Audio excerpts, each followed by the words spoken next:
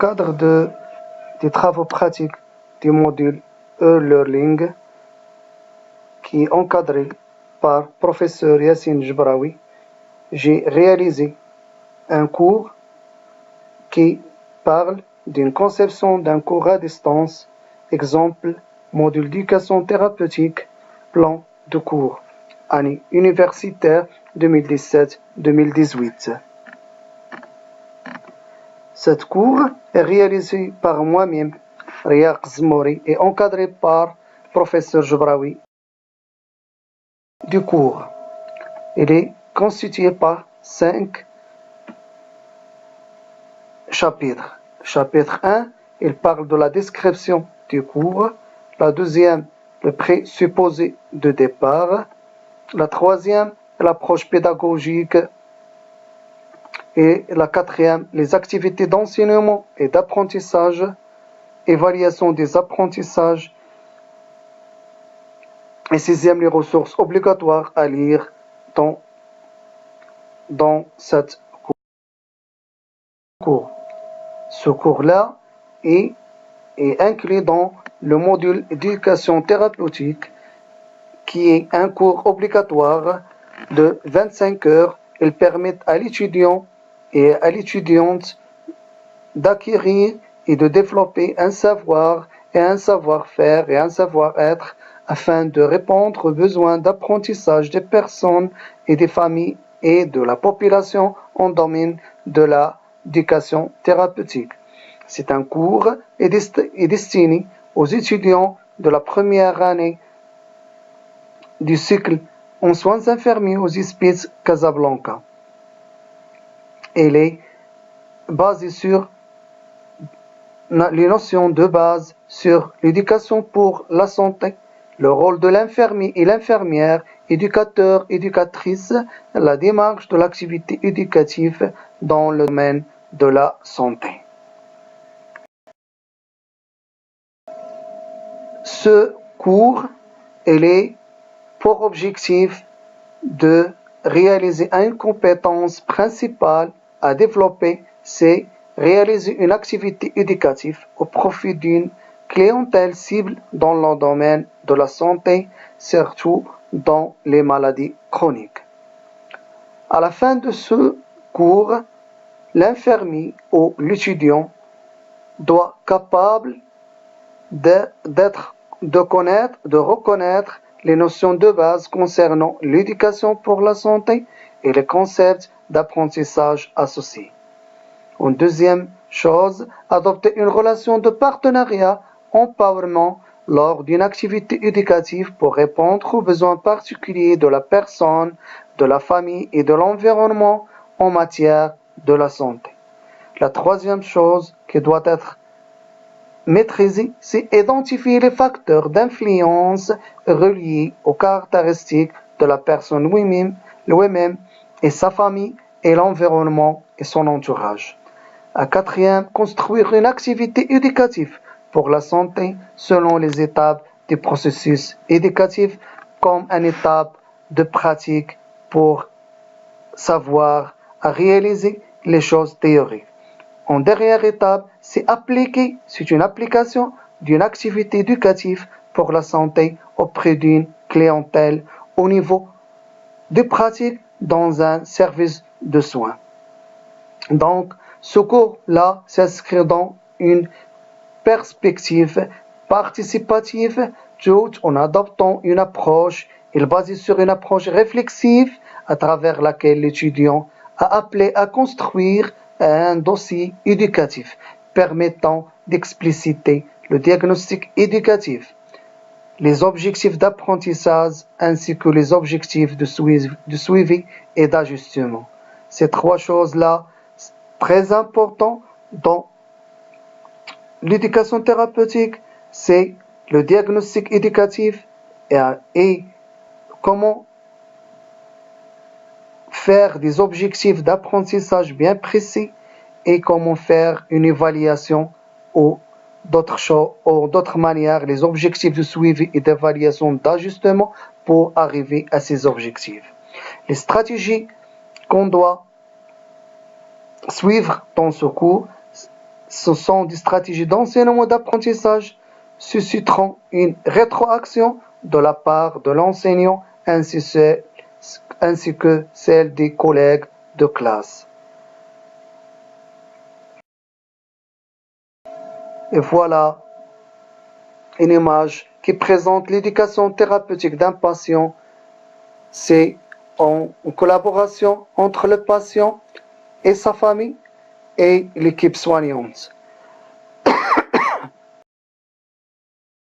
Pour prodiguer ce cours, on doit baser sur une approche pédagogique qui est basée sur une approche interactive où les étudiants sont des acteurs responsables de leur apprentissage.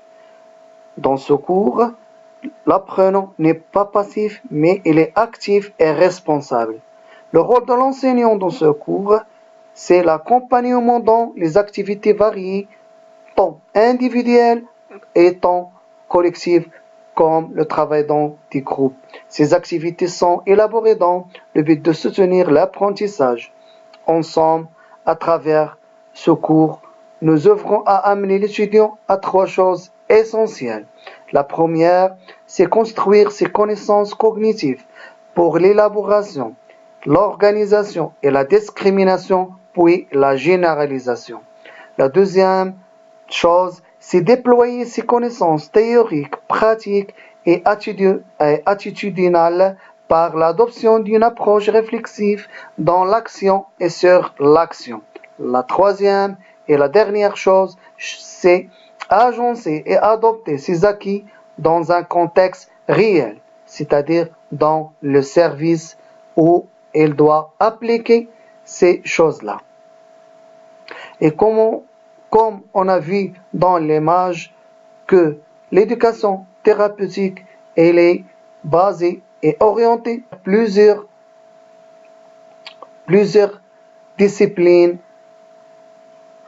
dans le domaine de soins, soit l'infirmier ou l'infirmière, le diététicien, le kinésien, le psychomotricien, ergothérapeute, le psychologue, l'assistant social, l'animateur sportif et même le médecin spécialiste dans ce domaine. Donc, l'éducation thérapeutique est une attribution multidisciplinaire. C'est d'enseignement d'apprentissage qu'on doit suivre dans ce cours. Ce sont 2 types, des activités en classe et des activités hors classe. La première, les activités en classe, ce sont des lectures collaboratives, exposés, discussions, séminaires des spécialistes, études de cas, exercices, rétroaction, présentation des activités éducatives et la dernière chose, c'est des synthèses partielles et finales. Et l'autre type, c'est les activités hors classe, les lectures préalables des différents articles, réflexions personnelles et un journal d'apprentissage et des activités éducatives dans le terrain et une rédaction des travaux, c'est-à-dire un rapport dans des stages où se déroulent ces activités éducatives. La méthode d'évaluation de ces apprentissages, on a vu que répartie en 2 types.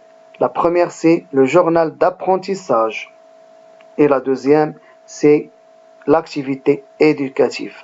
Pour le journal d'apprentissage est conçu pour permettre d'intégrer les concepts clés de l'activité éducative et aussi pour créer une ouverture propice à l'apprentissage et à son transfert.